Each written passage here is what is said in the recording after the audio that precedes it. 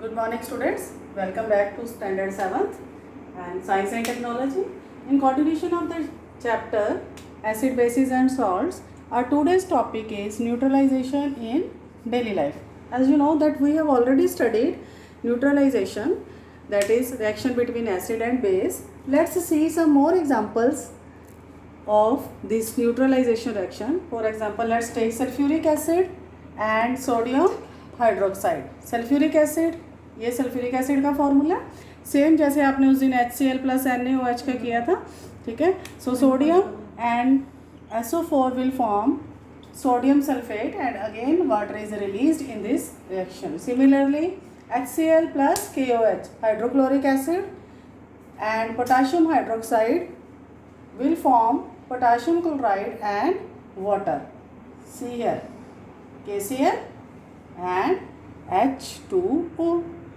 Here again nitric acid formula is HNO3 and KOH, again potassium and nitrate will form KNO3, that is potassium nitrate, and water is released. See, in all cases the water is released here and what are it is forming, it is salt. तो ये हम आपने पहले भी देख लिया था. इसके अलावा मैंने आपको ये थोड़े एडिशनल केमिकल रिएक्शंस दे दिए हैं जो आपको न्यूट्रलाइजेशन की एग्जांपल्स में लिख सकते हो आप.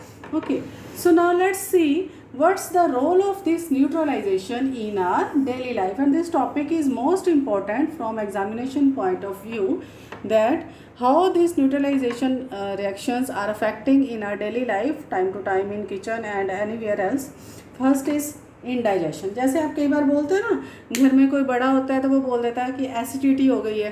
ठीक है, वो क्यों होता है? क्योंकि हमारा जो स्टमक है, आपने डाइजेस्टिव सिस्टम पढ़ा था ना, उसमें आपने किया था रोल ऑफ हाइड्रोक्लोरिक एसिड. तो ये HCl हमारे स्टमक में ही होता है.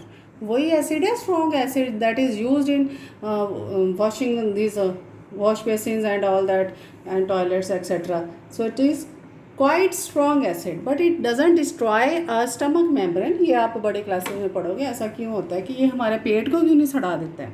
Okay, so this acid is already present in our stomach and this acid enables an enzyme pepsin. तो ये कि पेप्सिन एंजाइम को एक्टिवेट करता है और वही पेप्सिन एंजाइम हमें प्रोटीन्स डाइजेशन में हेल्प करता है.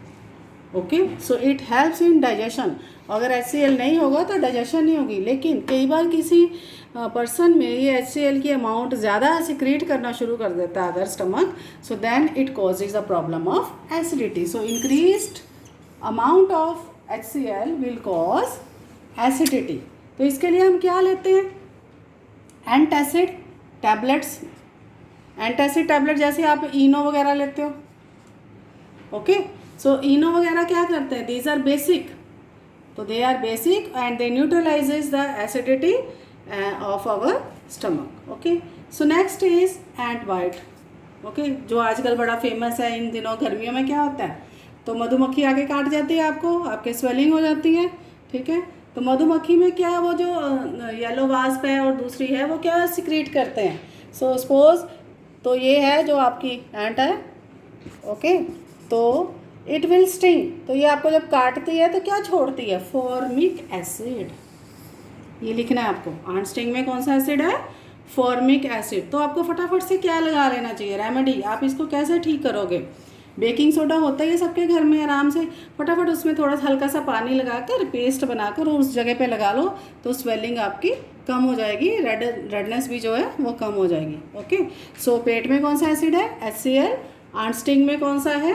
Formic acid. HCl की फुल फॉर्म भी आपको लिखनी है, hydrochloric acid. Okay, so this is a role of daily life. एक और इसमें आप ऐड करोगे soil treatment. Okay, so what happens in soil treatment here? कई बार क्या होता है कि कुछ प्लांट्स के लिए जो सॉइल है वो एसिडिक होनी चाहिए और कुछ प्लांट्स के लिए बेसिक होनी चाहिए, या फिर सॉइल किसी किसी क्रॉप के लिए न्यूट्रल होनी चाहिए. तो हर हिसाब से, हर क्रॉप के हिसाब से सॉइल को ट्रीट किया जाता है. अगर ज़रूरत से ज़्यादा एसिडिक हो जाती है तो हम उसको कैल्शियम ऑक्साइड से ट्रीट करेंगे. जिस सॉइल में उसकी pH पहले चेक करेंगे एसिडिक है या बेसिक है. अगर एसिडिक है तो उसमें हम कोई बेस डाल देंगे ताकि वो न्यूट्रलाइज हो जाए. तो कौन सा बेस डालते हैं सॉइल में? Calcium oxide. तो ये जो सॉइल एक्सपर्ट्स होते हैं, एग्रीकल्चरल एक्सपर्ट्स होते हैं, वो इस सॉइल को चेक करते हैं। सिमिलरली अगर बेसिक सॉइल है आपकी, तो उसको वो वाले फर्टिलाइजर्स हम डाल देंगे जो कुछ इसको न्यूट्रलाइज करेंगे। Okay, treatment with fertiliser, organic matters का ट्रीटमेंट डाल दो, ठीक है। आप उस खाद उसी हिसाब से डालोगे, ठीक है, फर्टिलाइज़र उसी हिसाब से डालोगे, मैन्योर उसी हिसाब से डालोगे। अगर आपने ऐसा नहीं किया then it will affect your crop productivity, तो आपकी फसल को नुकसान हो सकता है। एक और हम मोस्टली ये एनवायरमेंटल प्रॉब्लम है हमारी, एसिड रेन, आपने नाम सुना होगा। सो एसिड रेन क्यों होता है? क्योंकि जितने भी आप व्हीकल चलाते हो, जितना भी पोल्यूशन कॉज होता है, एयर पोल्यूशन, उसमें से ये 3 गैसेस इंडस्ट्रीज़ के थ्रू, व्हीकुलर पोल्यूशन के थ्रू, रोड पे जो भी जितने भी व्हीकल चलते हैं उनके थ्रू, इंडस्ट्री चल रही हैं, फर्टिलाइज़र्स बन रहे हैं, अलग अलग फैक्ट्रीज़ हैं, तो उनका जो धुआं होता है उनमें से ये कंपाउंड्स आपको मिल जाते हैं। कार्बन डाइऑक्साइड गैस रिलीज़ हो सकती है, सल्फर डाइऑक्साइड रिलीज़ होगी और NO2 रिलीज़ होगी। दीज गैसेस जब ये मिक्स होती हैं, जब ऊपर से पानी बारिश आती है, तो they form some acidic compound, जैसे carbonic acid, sulphuric acid and nitric acid. Means carbon dioxide जब वाटर से मिक्स होगी कार्बोनिक एसिड बनेगा, सल्फर डाइऑक्साइड मिक्स होगी सल्फ्यूरिक एसिड बनेगा, NO2 जब वाटर के साथ मिक्स होगा तो नाइट्रिक एसिड होगा। ओके, सो ये सारे एसिड जब बारिश के साथ ज़मीन पर गिरते हैं then it is known as acid gas. और ये जो एसिड रेन, तो ये जो एसिड रेन है ये हमारे मार्बल बिल्डिंग्स को, जैसे ताजमहल, यहाँ पे आप एग्जांपल लिख सकते हो, फॉर एग्जांपल ताजमहल की बिल्डिंग्स को ख़राब करिए। घर पे भी अगर आपके मार्बल डला हो तो कई बार एसिड गिर जाए तो वो मार्बल ख़राब हो सकता है। ओके, सो ये प्लांट्स के ऊपर अफेक्ट करता है, एनिमल्स, हम लोग हैं, हमारे ऊपर भी एसिड रेन गिरेगा, एनिमल्स की स्किन ख़राब होगी, प्लांट्स ख़राब होंगे, प्लांट्स की प्रोडक्टिविटी कम होगी। Okay, so this was all about the topic today.